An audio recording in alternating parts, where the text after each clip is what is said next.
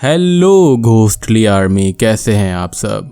तो आज मैं रिसेंटली रिलीज हुई south Korean horror film lingering की स्टोरी को एक्सप्लेन करूंगा। और अगर इसका इंग्लिश नेम हम देखें तो इसका नाम है होटल लेक। इस फिल्म के राइटर डायरेक्टर हैं यून इन क्योंग। इस फिल्म की IMDb रेटिंग है 4.8 स्टार्स आउट ऑफ 10। ये फिल्म काफी कंफ्यूजिंग है। यहाँ पर सब प्लॉट्स, फ्लैशबैक्स हैं जो कि स्टोरी को टेढ़ा मेढ़ा बना देते हैं। पर इस एक्सप्लेनेशन को देखने के बाद में आपको कोई और वीडियो देखने की जरूरत नहीं पड़ेगी। दोस्तों, प्लॉट सीरीज चैनल पर एक नई वीडियो आ गई है जिसका नाम है डार्क वाटर्स और ये फिल्म एक रियल स्टोरी पर बेस्ड है, तो जाकर जरूर देखना। Link is in the description. और दोस्तों, मैंने हाल ही में पैरानॉर्मल नाम की एक इजिप्शियन हॉरर सीरीज को एक्सप्लेन किया है जिसके 2 पार्ट्स हैं। आप उसको जाकर जरूर देखें, बहुत ही इंटरेस्टिंग हॉरर सीरीज है। Link is in the description. तो चलिए अब बिना किसी देरी के चलते हैं सीधा वीडियो की तरफ।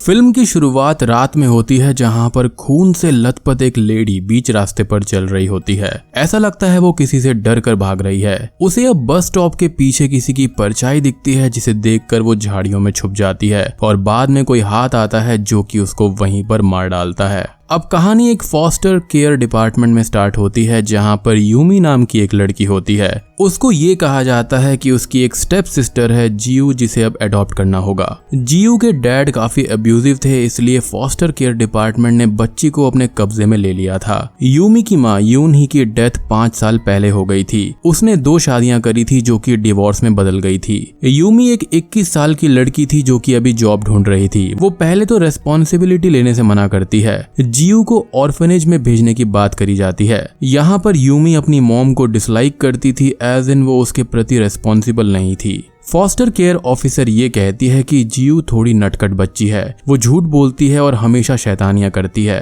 और ऐसे बच्चों को स्पेशल केयर की जरूरत होती है। ऑर्फनेज के अंदर ऐसे बच्चों का एडॉप्शन रेट काफी कम है। यूमी ना चाहते हुए भी जियू की कस्टडी ले लेती है। अब उसे लेकर वो अपनी मॉम की एक पुरानी फ्रेंड क्योंग सियोन के पास में जाने लगती है, जिसे वो आंटी कहा करती थी। आंटी एक होटल चलाती थी जहां पर यूमी की मॉम रहा करती थी एंड काम करती थी। ये 5 स्टार होटल टाउन के बाहर एक फार्म हाउस में था। जब कार में यूमी होटल की तरफ आ रही थी तब रोड में उसे एक वाइट लेडी ड्रेस में वॉक करते हुए दिखती है। कुछ ही देर ड्राइव करने के बाद में फिर से वही लेडी उसे बस स्टॉप के पास दिखती है जिसे हमने फर्स्ट सीन में देखा था। यूमी उस लेडी को बैक मिरर में देखती है, बट तभी उस लेडी का हेड कट के नीचे गिर जाता है एंड वो गायब हो जाती है। यूमी डरकर कार रोकती है और उस लेडी को ढूंढने लगती है। वो लेडी उसे उसी झाड़ियों के पीछे फिर से दिखाई देती है, पर चेक करने पर वहां पर सिर्फ एक मरा हुआ रेवन बर्ड दिखता है। और मैंने कितनी बार बोला है कि रेवन बर्ड को देखते ही 2 किलोमीटर दूर भाग जाया करो, बट मेरी सुनता कौन है। खैर, यूमी को कुछ भी समझ में नहीं आता और वो अपने रास्ते होटल की तरफ निकल जाती है।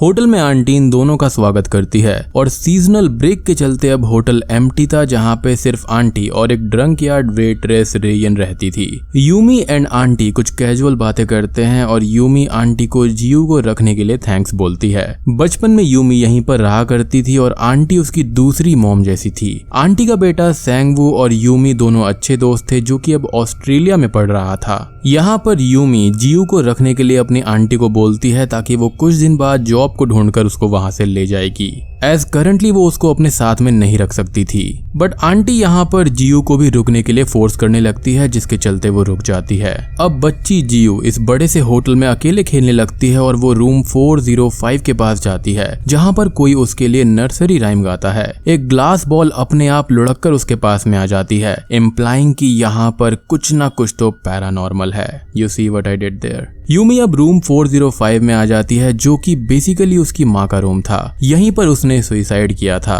बचपन में यूमी ने वहां पर कुछ टॉयज को छुपाया था जो अपेरेंटली अब भी वहां पर थे। आंटी ने उस रूम को छुआ भी नहीं था, एज इन वो ये चाहती थी कि यूमी एक दिन आकर वहां पर रहे और होटल को संभाले। यूमी अब अपने टॉयज को जियू को खेलने के लिए दे देती है। यूमी अब एक दूसरे कमरे में अपना बैग अनपैक करती है। उसका यहाँ पर 1-2 दिन रहकर जियू को सेटल करने का प्लान था और बाद में वो अपनी रेगुलर लाइफ में लौटने वाली थी। जियू अब सभी बच्चों की तरह हाइड एंड सीक खेलने के लिए जिद करती रहती है। यूमी भी उसका मन रखने के लिए खेलने लगती है। ढूंढते ढूंढते वो होटल के बेसमेंट में चली जाती है और इधर जियू एक ड्रेस ट्रॉली के पीछे छुपी हुई थी। जब वो ड्रेस हटाकर झांकती है तो उसे एक लेडी के पैर दिखाई देते हैं और जब वो बाहर आकर देखती है तो एक वेट्रेस की ड्रेस में एक नई लेडी खड़ी हुई थी। जियू उसको पहचान नहीं पाती और वहां से भागने लगती है। यूमी बेसमेंट चेक करती है पर वहां पर कोई भी नहीं होता, पर उसे फिर से वही व्हाइट ड्रेस वाली लेडी की परछाई दिखाई देती है और जब वो लाइट ऑन करके देखती है तो वहां पर कोई भी नहीं होता। रात में डिनर करते टाइम आंटी यूमी को जियू के साथ अम्यूजमेंट पार्क में जाने के लिए कहती है, एज बचपन में उसे वो पार्क बहुत पसंद था। डिनर के बाद में जियू सोफा पर ही सो गई थी तो यूमी उसे उठाकर अपने रूम में ले जाती है। हम ऊपर ये देखते हैं कि एक ब्लैक परछाई इन दोनों को ही देख रही है। नेक्स्ट मॉर्निंग आंटी अपनी हॉबी रोज फ्लावर्स को प्रिजर्व करने का काम कर रही थी कि अब ये फ्लावर जिंदगी भर के उसके साथ फ्रेश बना रहेगा, जिस पर यूमी का ये कहना था कि ये तो ऑलरेडी डेड है, जिसको सुनकर आंटी मुंह बना लेती है। खैर तभी एक लोकल पुलिस ऑफिसर ओ सियोक ह्योन वहां पर आता है। वो आंटी का फ्रेंड था जो कि उसके लिए हेल्दी फूड पार्सल लाया था। आंटी उसका इंट्रोडक्शन यूमी से कराती है लेकिन तभी उसे एक अर्जेंट मैसेज आता है। ऑफिसर ये कहता है कि एक नॉर्थ कोरिया डिफेक्टर लेडी उसके इलाके में मिसिंग है। यदि वो उनके होटल के पास दिखाई दे तो वो उसे इन्फॉर्म करें। वो उस लेडी का एक स्केच छोड़कर चला जाता है। बाद में यूमी जियू को लेकर अम्यूजमेंट पार्क में जाती है जहां पर जियू कई सारी जॉली राइड में पार्ट लेती है। ये दोनों कुछ क्वालिटी टाइम को स्पेंड करते हैं बट यूमी ये नोटिस करती है कि जियू किसी से बात कर रही है और पूछने पर वो ये बताती है कि एक लेडी उससे खेलने के लिए पूछ रही थी, जिस चीज को सुनकर यूमी को थोड़ा सा शॉक लगता है। घर में आने के बाद में जियू फिर से खेलने के लिए जिद करती है तो यूमी अब आंख मिचोली खेलने लगती है। अपनी आंख पर पट्टी बांधकर जियू को ढूंढने लगती है लेकिन तभी उसे एक लेडी की शैडो दिखाई देती है एंड नेक्स्ट सीन में हम ये देखते हैं कि यूमी उसी बस स्टॉप पर खड़ी हुई है और चारों ओर अंधेरा है और वो व्हाइट ड्रेस वाली लेडी भी वहीं पर है। क्लियरली वो लेडी अब यूमी को हॉन्ट कर रही थी। यूमी अब डर जाती है एंड अगले सीन में हम उसे एक सोफे पर नींद से उठते हुए देखते हैं, इम्प्लाइंग कि खेलते खेलते वो सो गई थी एंड उसके सपने में उसे वो लेडी दिखी थी। यूमी इन सबको सीरियसली नहीं लेती एज वो होटल से जाने ही वाली थी। वो अब जियू को ढूंढने लगती है और तभी उसको वो ड्रंक वेट्रेस येरिन मिलती है। येरिन ये कहती है कि तुम्हें उस बच्ची को लेकर यहाँ पर नहीं आना चाहिए था, ये प्लेस हॉन्टेड है, इसलिए यहाँ के सारे स्टाफ भाग गए हैं। और उसको रूम नंबर 405 के बाहर एक वेट्रेस दिखी थी। उसको ये लगा कि ये नया स्टाफ होगा, पर जब उसने रूम को चेक किया वहाँ पर कोई भी नहीं था। पर रूम की टीवी के रिफ्लेक्शन में देखने पर उसको उस लेडी का गोस्ट साफ साफ दिखाई दिया। वो उसी औरत का गोस्ट है जिसने वहाँ पर सुसाइड किया था और वो डिटेल में बताने ही वाली थी कि वो लेडी कैसे मरी, पर यूमी उसे रोक देती है। उसे अपनी मॉम के बारे में कुछ भी नहीं सुनना था। जैसा कि मैंने आपको पहले बताया था कि 405 रूम के अंदर उसकी माँ ने सुसाइड किया था।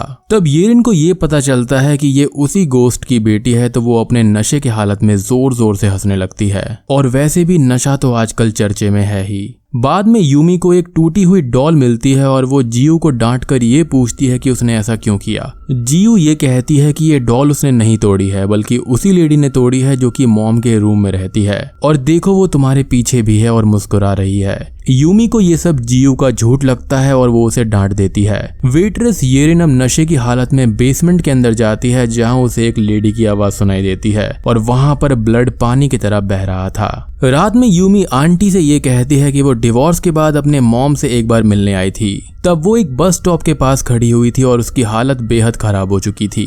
यूमी ने अपनी मॉम से ये कह दिया था कि वो उससे मिलना नहीं चाहती और वो उसको फोन करके ना बुलाएं, और उसी रात उन्होंने सुसाइड कर लिया। यहाँ पर हुआ ये था कि यूमी की माँ का दूसरा डिवोर्स भी हो चुका था। वो अकेले बेबी जियू के साथ में रहा करती थी और डिप्रेशन से जूझ रही थी। वो कुछ पल होश में रहा करती और कुछ पल होश में नहीं रहती। यूमी अपनी मॉम को डिसलाइक करती थी, एज इन उन्होंने कभी भी उसकी रेस्पॉन्सिबिलिटी ठीक से नहीं निभाई थी। इसलिए जब उनकी हालत बेहद खराब हुई थी तो यूमी ने उनका साथ छोड़ दिया था। तब वो मात्र 16 साल की बच्ची थी। यूमी को अब इस बात पर अफसोस था, पर हालात अब बदल चुके थे। रात में यूमी जियू के लिए एक लेटर लिखकर होटल से चली जाती है। रास्ते में उसे आंटी का एक कॉल आता है जहाँ पर वो ये कहती है कि जियू मिसिंग है। उसके साथ में येरिन भी मिसिंग थी। तो आंटी के दोस्त पुलिस ऑफिसर को ये लगता है कि उसी ने उसका किडनैप किया होगा। यूमी अब टेंशन में जियू को ढूंढने के लिए जाती है। वो अम्यूजमेंट पार्क में भी उसे ढूंढने जाती है, जहाँ पर उसने कई बार जियो को एक वेट्रेस ड्रेस वाली लेडी के साथ में देखा था। जब वो उस जगह पर जाती है तो उसको वहाँ पर कोई भी नजर नहीं आता। टेंशन में यूमी एक वन आई डिसेबल्ड लड़के से भी टकरा जाती है और आंटी अब वहाँ आकर यूमी को शांत करती है और फिर उसे होटल में ले जाती है, जहाँ पर वो उसको एक इंजेक्शन देकर सुला देती है। होटल में जब यूमी उठती है तब उसे येरिन दिखाई देती है। फॉर सम स्ट्रेंज रीजन वो यूमी की ड्रेस में थी और वो कहती है कि मैं गलत थी, उस लेडी ने सुसाइड नहीं किया था और वो सब जानती है। इतना कहकर वो अपने रूम की तरफ जाने लगती है और यूमी जब उसका पीछा करती है तो उसके रूम में उसकी लाश लटकी हुई मिलती है, जिसे देखकर यूमी बुरी तरह से हिल जाती है। बाद में पुलिस आकर उस बॉडी को वहां से ले जाने लगते हैं कि तभी यूमी के कंधे पर कोई हाथ रख देता है। उसे ये लगता है कि ये आंटी है, पर उसकी आंटी उसके सामने ऑफिसर के साथ में खड़ी हुई थी। यूमी इन सब पैरानॉर्मल घटनाओं से डर डर कर कांपने लगती है और पुलिस के क्वेश्चंस को ठीक से आंसर नहीं करती। ऑफिसर को यूमी पर ही शक होने लगता है, एज सुसाइड के टाइम पर होटल में सिर्फ वही अकेली थी और जियो को भी वही होटल में अकेला छोड़कर गई थी। ये बात वो अगले दिन पुलिस स्टेशन में फिर से दोहराती है। यूमी को अब बिना परमिशन टाउन छोड़कर जाने पर पाबंदी लगा दी जाती है। अब स्टेशन से वापस आते टाइम यूमी को वो वन आई डिसेबल्ड वाला लड़का फिर से दिखाई देता है, जिससे वो टकरा गई थी। वो ये कहता है कि उसे भी वो बच्ची एक लेडी के साथ दिखी थी, एज इन वो एक मीडियम था, उसे गोस्ट दिखते थे और वो उनसे बात भी कर सकता है। अब यूमी उसे लेकर होटल के अंदर जाती है, जहाँ पर वो अपनी पट्टी निकालकर अपनी दूसरी आंख से देखने लगता है और इस आंख के जरिए वो दूसरी दुनिया के लोगों को यानी कि डेड पर्सन्स को देख सकता था। वो लड़का यूमी को बेसमेंट के अंदर लेकर जाता है, जहाँ पर वो गोस्ट से ये कहता है, राइट के लिए एक बार टैप करो और रॉन्ग के लिए 2 बार टैप करो। वो पूछता है कि तुम यहाँ पर रहते हो, क्या बच्ची तुम्हारे पास है, क्या तुम मरे थे, क्या तुम्हारा मर्डर हुआ है। इस सब के लिए गोस्ट एक बार टैपिंग करता है। गोस्ट अब उस लड़के के स्टिक से एक ड्राइंग बनाता है, जिसे देखकर वो लड़का कहता है कि ये मेरे बस की बात नहीं है और जैसे ही वो भागने लगता है गोस्ट उस पर हमला करके उसे हवा में उठा देता है, उसके गले को दबाकर नीचे फेंकता है और तभी यूमी और इस लड़के को एक कटी हुई लेडी का सर दिखता है, जिसे देखकर दोनों होटल से भाग जाते हैं। वो लड़का यूमी से ये कहता है कि जियो शायद से मर चुकी है एंड उसे भी अब होटल छोड़कर चले जाना चाहिए, पर यूमी कहीं पर भी नहीं जाती। उसके रूम के अंदर उसे सेम ड्राइंग बनी हुई दिखाई देती है। बाद में वो उसी बस स्टॉप वाली जगह पर जाती है, जहाँ पर उसको यून क्यंग नाम की एक लड़की का मिसिंग पोस्टर मिलता है। अपेरेंटली वो 5 साल पहले से मिसिंग थी। अब यूमी यून क्यंग के घर पर जाती है, जहाँ पर उसके दादाजी थे। दादाजी से बात करने पर यूमी को एक शॉकिंग बात पता चलती है कि उसकी आंटी यून क्यंग को पियानो सिखाया करती थी और उसने एक पियानो उसे डोनेट भी किया था। आंटी का बेटा सैंग वू फॉरेन से लौट कर आया था, पर उसकी मेंटल कंडीशन ठीक नहीं थी। आंटी ने उसे उसके ट्रीटमेंट के लिए कई जगह पर दिखाया था, पर कुछ भी असर नहीं हुआ। एंड में सैंग वू ने होटल में ही सुसाइड कर लिया था। जी हाँ, दूसरी तरफ होटल के पीछे एक रूम में पुलिस को वो नॉर्थ कोरियन डिफेक्टर लेडी किम योन सिल की बॉडी मिलती है एंड उसने भी यहाँ पर सुसाइड कर लिया था। And for some strange reason Yerin की बॉडी पर जिस टाइप की रोप थी वहाँ पर भी उसी टाइप का रोप मिलता है। ये बात ऑफिसर को थोड़ी सी स्ट्रेंज लगती है। यूमी अब होटल आकर सीधा उसी बेसमेंट के अंदर जाती है, जहाँ पर उसको पहली बार एक भूत दिखा था। उसे वहाँ पर एक सीक्रेट डोर मिलता है, जिसका रास्ता आंटी के एक रूम के अंदर खुलता था। ये रूम एक सीक्रेट रूम था, जिसका दूसरा एंट्रेंस होटल के रिसेप्शन के पास था और यहाँ पर कई सारे सीसीटीवी कैमरा भी लगे हुए थे। यहाँ पर ऑफिसर आंटी का रिसेप्शन पर वेट कर रहा था, पर तभी वो डोर अपने आप खुल जाता है। ऑफिसर भी अब उस डोर से आंटी के रूम के अंदर आता है और अब यहाँ पर खुलते हैं असली पत्ते।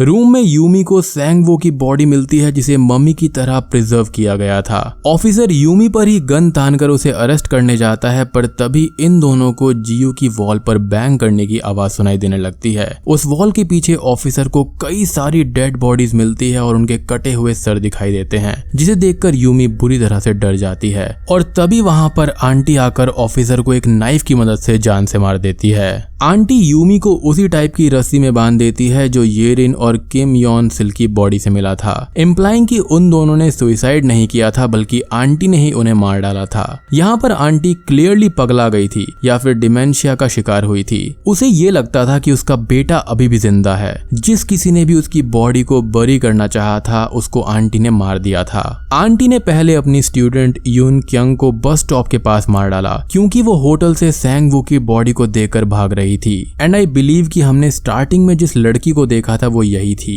एंड यहाँ पर एक और शॉकिंग बात कि यूमी की माँ यून ही ने उसे मरते हुए देखा था, पर वो कुछ भी नहीं कर पाई, एज वो भी डिप्रेशन से जूझ रही थी और वो उसकी दोस्त भी थी और उसका होश भी आता जाता रहता था। अब यूमी की माँ को स्टार्टिंग में ये लगा था कि वो बस अपने बेटे को प्रिजर्व कर रखना चाहती है, लेकिन इवेंचुअली होटल का सारा स्टाफ गायब होने लग गया था, जिसके चलते वो पुलिस को इन्फॉर्म करना चाहती थी, लेकिन तभी आंटी ने भी उसे मार दिया और उसे सुसाइड बता दिया। यूमी को ये सब सुनकर बहुत ही ज्यादा शॉक लगता है, एज उसने हमेशा अपनी माँ को गलत समझा था। आंटी अब यूमी की हाथ की नसों को काट देती है ताकि वो भी ब्लीड करके मर जाए और ये भी सुसाइड लगे। वो उसे अपने बेटे के मम्मी के सामने बैठाती है as another mummy for the company. थोड़ी देर बाद यूमी को होश आता है और उसे कुछ आवाजें सुनाई देती हैं। उसकी रस्सी भी अपने आप ही खुल जाती है। यूमी अब आंटी पर हमला करके जियू को छुड़ा देती है, जो कि उसकी माँ की मदद से उसने किया था। ये दोनों वहाँ से भागने लगते हैं, पर तभी उनकी माँ का गोश्त उनको दिखाई देता है। आंटी अभी भी जिंदा थी तो वो फिर से यूमी पर हमला करने के लिए आती है, पर इस बार यूमी उसे मार डालती है। दोनों बहनें कार में भागने लगती हैं और यूमी आखिरी बार अपनी माँ के गोश्त को गुड बाय कहती है। अब वो जियू की फुल रेस्पॉन्सिबिलिटी ले लेती है। होटल में मरते टाइम आंटी को सैंगवो यानी कि उसका बेटा पास आते हुए दिखाई देता है, जो कि क्लियरली ये इंडिकेट करता है कि वो डिमेंशिया से हेलुसिनेट कर रही थी। और बूम, फिल्म यहीं पर खत्म हो जाती है। तो दोस्तों, ये थी फिल्म लिंगरिंग या फिर होटल ले की कहानी। ये एक बेहतरीन एटमॉस्फेरिक हॉरर सस्पेंस कम थ्रिलर फिल्म है। इसका set design, music, direction and acting अच्छी है। फिल्म की स्टोरी थोड़ी कंफ्यूजिंग है। कई सारे सब प्लॉट्स, बैक स्टोरी ऑडियंस को कंफ्यूज कर देती है। यहाँ पर नॉर्थ कोरियन डिफेक्टर किम योन सिल को भी आंटी ने ही शरण दी थी। उसको उसी रूम में रखा था जहाँ पर वो मम्मी थी। उसे लगा कि पुलिस उसकी मदद करेगी, बट आंटी ने अपने राज को छुपाने के लिए उसे भी मार डाला। एंड में यूमी की माँ यून ही के गोस्ट ने उसको छुड़वाया और उसे वो दिखने भी लगी। थ्रू आउट द फिल्म यून ही का गोस्ट उसे वार्न कर रहा था, बट यूमी को कुछ भी समझ में नहीं आया। आंटी के रूम के अंदर हमको ढेर सारी बॉडीज मिली थी जो कि उन्हीं स्टाफ मेंबर्स की होंगी, एज उनको आंटी के बारे में सब कुछ पता चल गया होगा। अगर आप इस फिल्म को रात को देखेंगे तो आपको ये जेन्युइन तरीके से डराएगी। काफी सारे जंप स्केयर्स भी यहाँ पर हैं, मतलब आप इसको वन टाइम वॉच कर सकते हैं और एंजॉय कर सकते हैं। तो वीडियो पसंद आई हो तो लाइक कर देना, चैनल पर नए हैं तो सब्सक्राइब कर दीजिए और कमेंट कर दीजिए। तो मैं आप सबको मिलता हूँ अगली वीडियो के साथ में, तब तक के लिए स्टे